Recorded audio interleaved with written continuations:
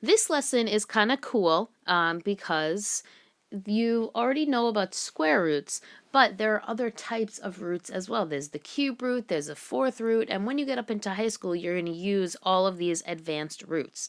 But the way that we talk about it in the beginning is we say for any integer n greater than 1, b to the n equals a, and then if you want to reverse it, what you would say is then b is an nth root, meaning b used n times equals a. That's the idea behind exponents. So the way that you write it is kind of like a square root, but you put a little n up here because that stands for the number of times you would use the base. And what we do is we call that a radical. And n is called the index, which that means how many times the base would be used. You can skim over that core concepts section right here. We're not really going to focus on it, but it's helpful information for you to read, and it might make things a little quicker for you. The nth roots of something could be real or imaginary. You don't get to imaginary numbers until, I think, Algebra 2, so not for a while. So let's practice with some nth roots. So what we've got in letter A, they tell us that the number is negative 27, and we want to find the third root. The index is 3. So what number used 3 times is 27? Don't worry about the negative right now. What number used 3 times is 27? The answer is 3, because 3 times 3 times 3 is 27. And so then negative 3 times negative 3 times negative 3 is negative 27. So the answer is negative 3. The way that we would write letter B is we would say the number is 16, or the radicand is 16, and the index is 4. So what number used 4 times is 16? Well, that's actually 2. 2 times 2 times 2 times 2 is 16. So we are done. We have our root. It is 2. Here's how it's actually written. Here's the way that you would see it. You would already see it written with the radical sign. So let's do letter A and B. So what number used 3 times is negative 8? The answer is negative 2. So the answer for A would be negative 2. Letter B is a little different in the way that you would write it. You're actually just trying to figure out what number makes 8, because the negative's outside. We do radicals first. So we have what times what times what equals 8, and then whatever we get, we're going to make that negative. Well, duh, it's actually the same thing, so it's 2. And then we swing in this negative sign.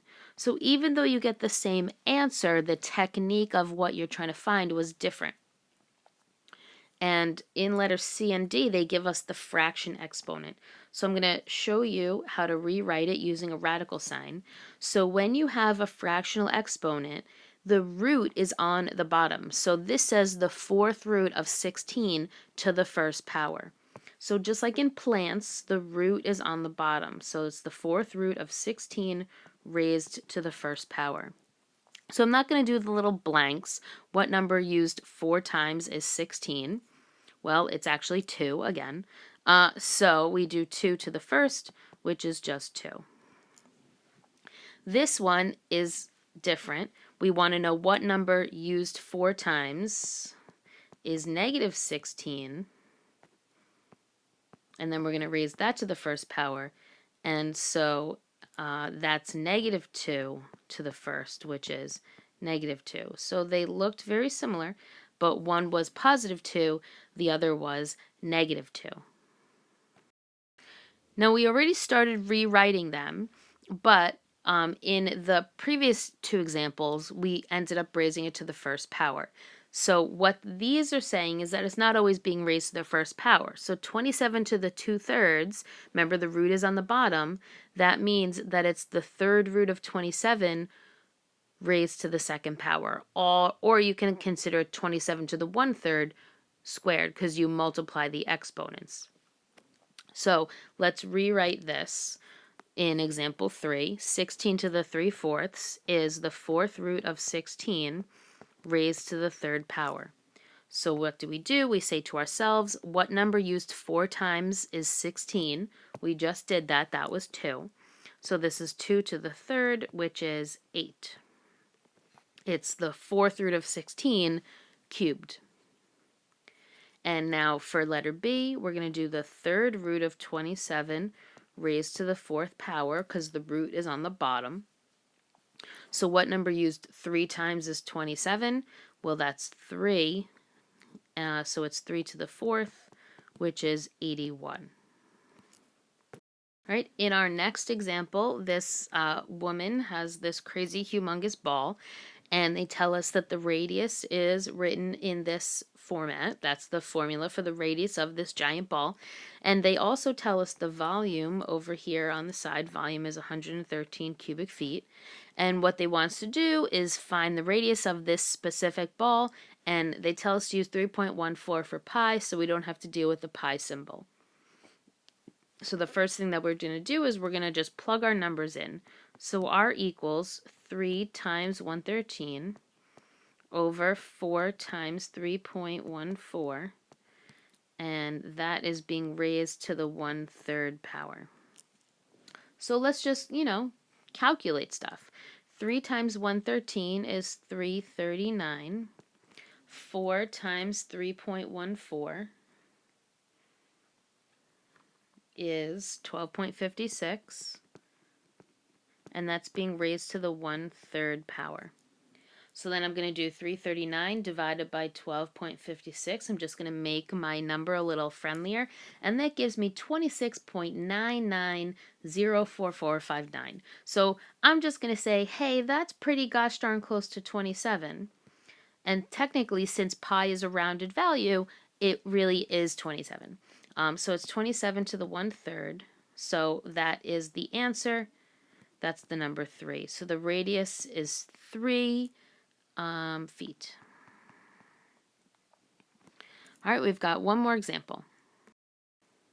To calculate the annual inflation rate in decimal form of an item that increases in value from P to F over a period of n years, you can use this crazy looking formula. Find the annual inflation rate to the nearest tenth of a percent of a house that increases from 200,000 to 235,000 over a period of 5 years. So they give us all the information. We just have to plug things in and calculate. So P is the initial price and F is the final price. So it would be 235,000 over 200,000 to the 1/5 and then just minus 1. So let me do that division first.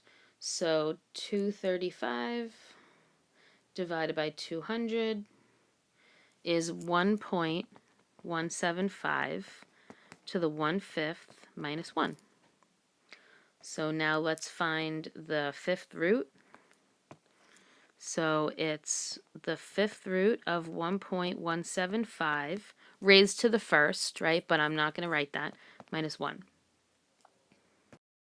So then you say to yourself, Miss Lean, how am I possibly supposed to know what number used 5 times is 1.175? And I'm going to tell you, you got to come to class because I'll show you how to do it in the calculator.